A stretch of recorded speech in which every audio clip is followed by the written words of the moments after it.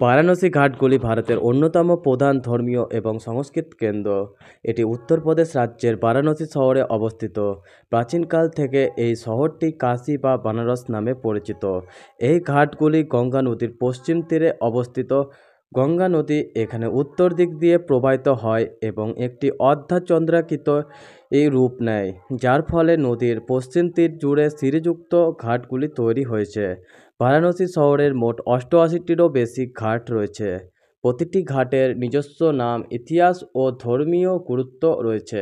বারাণসী ঘাটগুলো শুধুমাত্র সিঁড়ি নয়, তারা হিন্দু ধর্ম ও সংস্কৃতির এক জীবন্ত কেন্দ্র। হিন্দু বলম্বীরা বিশ্বাস করেন বারাণসীতে জীবন ত্যাগ করলে বা এই ঘাটে শেষকৃত্য সম্পূর্ণ হলে আত্মা মোক্ষ লাভ করে বা জন্ম মৃত্যুর চক্র থেকে মুক্তি পায়। তাই এই শহরকে মোক্ষ নগরীও বলা হয়। বারাণসীর বেশিরভাগ ঘাটই স্নান, পূজা অর্চনা এবং ধর্মীয় উৎসবের জন্য ব্যবহৃত হয়। প্রতিদিন ভক্তরা সকালের সূর্য উদয় দেখতে এবং গঙ্গায় পবিত্র স্নান করতে ভিড় করেন। বারাণসী দশাশ্বমেধ ঘাটের সন্ধ্যার আরতি বিশ্ববিখ্যাত।